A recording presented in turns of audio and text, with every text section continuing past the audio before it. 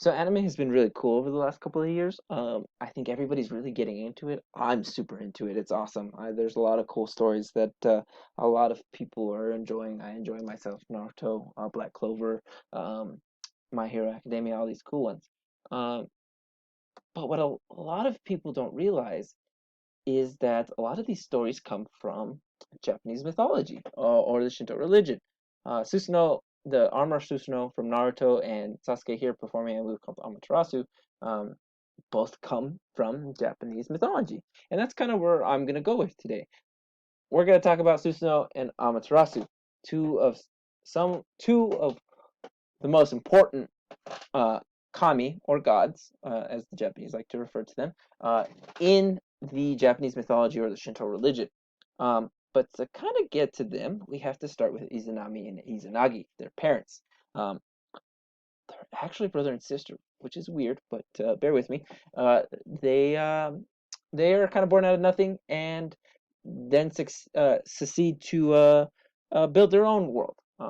So they're given a spear and they dip this into the ocean and nothing happens. They're actually given a child, their first child, and it is an abomination. They dislike this and they kind of abandon it, which is really sad. Um, but they try it again and they dip their spear into the river or into the ocean. I'm sorry, and they create the first islands of Japan, and thus they start creating other kami.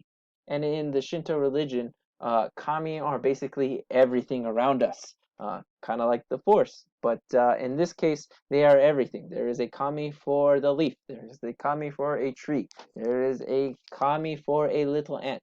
And there is a kami for lions, tigers, and bears. Oh my.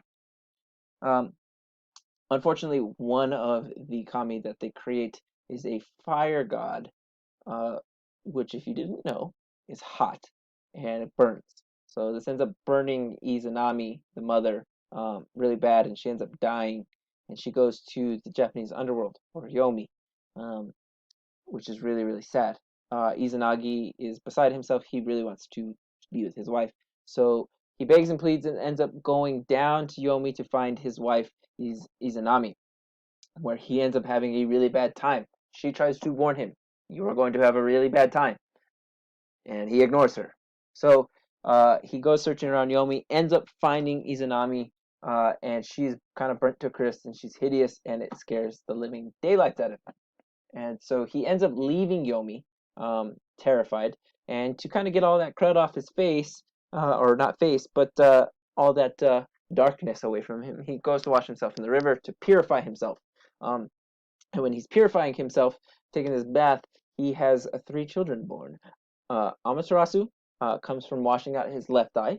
Tsukiyomi comes out from washing his right eye, and sadly, the snot-driven washing of the nose gives birth to Susanoo. Amaterasu is the goddess of the sun and the rest of the universe. Her brother Tsukiyomi, who has some cool stories, but not in this one. It's god of the moon. Together, they kind of control the heavens, and Susanoo is not a big fan of that. Susanoo is actually kind of a brat. He's really jealous. Uh, doesn't like that his brother and sister sit so high and mighty on the throne of heaven. Um, so he throws his fit and says to his dad, Izanagi, "Yo, I want to see my mom, Izanami." And Izanagi is kind of just like, "Yeah, that sounds like a good idea, but you're out of heaven." So Susanoo gets kicked out of heaven to go visit his mom, and that's not cool too. And he's not big on that, but he wants to say goodbye to Amaterasu, his sister. So Amaterasu actually doesn't think he's being sincere, and is kind of threatened by him.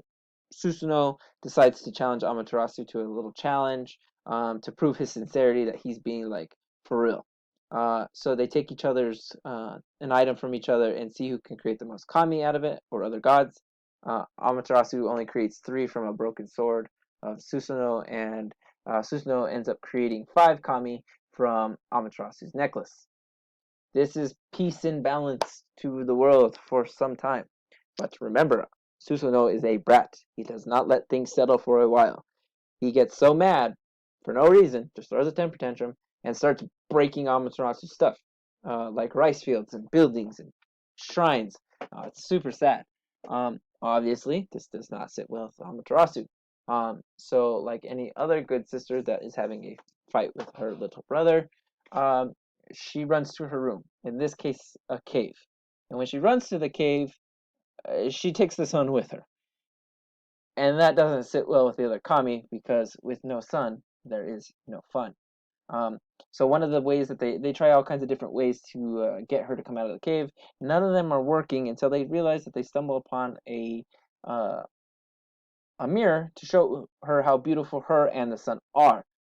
But the way to get her out is a little different. They use Uzuma, another kami of dance and just basically being pretty.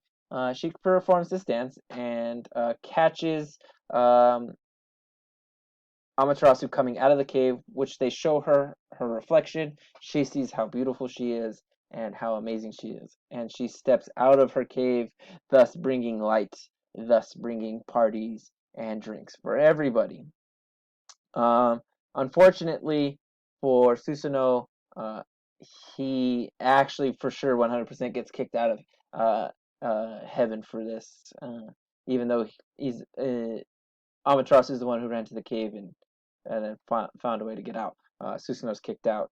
Um, Susanoo and Amaterasu are big keys to the rest of the Shinto kami. Susanoo goes to fight a water demon and creates more kami. But that's about it for those two.